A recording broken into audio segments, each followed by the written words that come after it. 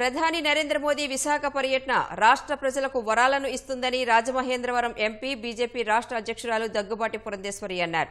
ఆంధ్ర విశ్వవిద్యాలయం మైదానంలో ప్రధాని సభ ఏర్పాట్లను పరిశీలించి సంతృప్తి వ్యక్తం చేశారు.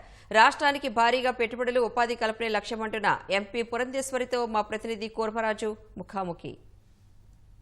ప్రధాని నరేంద్ర మోడీ విశాఖపట్నం రావడం జరుగుతుంది. దీనికి సంబంధించి కూటమి పార్టీలు పెద్ద ఎత్తున జన సమీకరణ చేస్తున్నాయి. అలాగే రాష్ట్రానికి సంబంధించి మొత్తం ప్రజలందరికీ కూడా కృతజ్ఞతలు ఈ సభ ద్వారా ప్రధాని చెబుతారని కూటమి పార్టీలు ఇప్పటికే ప్రకటించాయి. దానికి సంబంధించి ప్రజలను పెద్ద ఎత్తున సమీకరణ చేస్తున్నాయి. దీనికి సంబంధించి భాజపా రాష్ట్ర అధ్యక్షురాలు ఎంపీ పురంధేశ్వరి గారు ప్రస్తుతం ఉన్నారు. పురంధేశ్వరి గారు, ఇప్పుడు దీనికి సంబంధించి ఎటువంటి ఏర్పాట్లు జరుగుతున్నాయి? ప్రధానంగా ఈ సభ ఉద్దేశం ఏంటి? రోడ్ షో కానీ ఇక్కడ ప్రధాని గారి సందేశం వినటానికి కానీ అద్భుతంగా ఇక్కడ అరేంజ్మెంట్స్ అనేవి జరుగుతున్నటువంటి విషయం మీరందరూ కూడా స్వయంగా చూసినటువంటి నేపథ్యం.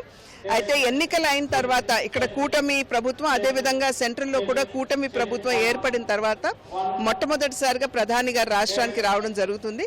కనుక ప్రజలందరూ కూడా స్వాగతించడానికి సన్నద్ధంగా ఉన్నారు అని చెప్పి మేమందరం కూడా విశ్వసిస్తున్నటువంటి విషయం. ప్రభుత్వం కూడా బాగా వారి సహకారాన్ని అందిస్తున్నటువంటి నేపథ్యం. ప్రధానంగా ఏమిటంటే రాష్ట్రానికి అది అటు అమరావతి నిర్మాణానికి 15,000 కోట్లు ఇవ్వడం కానివ్వండి, పోలవరం నిర్మాణానికి 12,500 కోట్లు ఇవ్వడం కానివ్వండి, గ్రామీణాభివృద్ధికి 7,000 పైచిలకు కోట్లు అందివ్వడం కానివ్వండి, తద్వారా రోడ్ల నిర్మాణానికి వనరులు వెచ్చించడం కానీ కేటాయించడం కానివ్వండి, ఇవన్నీ పరిగణలోకి తీసుకున్నటువంటి నేపథ్యంలో ప్రజలందరూ కూడా ఏ విధంగా కేంద్రం అంటే ఒక డబుల్ ఇంజిన్ సర్కార్, కేంద్రంలో ఎన్డీఏ, రాష్ట్రంలో కూడా ఎన్డీఏ ఉన్నట్లయితే అభివృద్ధి ఏ రకంగా ఉంటుంది గమనించినటువంటి ప్రజలు పెద్ద ఎత్తున ఆశీర్వదించడానికి ముందుకు వస్తున్నారు. రాష్ట్రానికి సంబంధించి ప్రధానమంత్రి ఇస్తున్న హామీలు మనకి ప్రధానంగా స్టీల్ ప్లాంట్ అనేది ఇక్కడ ప్రధానమైన సమస్యగా ఉంది. దీనికి సంబంధించి ఎటువంటి హామీ ఇచ్చే అవకాశం ఉంది?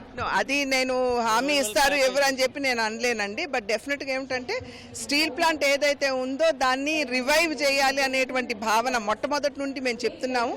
అక్కడ ఉన్నటువంటి ఎంప్లాయీస్ యొక్క భవిష్యత్తు దృష్టిలో పెట్టుకుని, అదేవిధంగా స్టీల్ ప్లాంట్ని గాడిలో పెట్టాలంటే వారికి కావాల్సినటువంటి ఎకనామిక్ సపోర్ట్ ఏదైతే ఉందో అవన్నీ అందిస్తూ, ఈ మధ్యనే మనం అందరం విన్నాం ఒక 17,000 కోట్ల వరకు కూడా ఏమన్నా ఆలోచించేటువంటి ఆస్కారం ఉందేమో అనేటువంటి విషయం మీడియాలోనే మేమందరం కూడా చూడటం జరిగింది.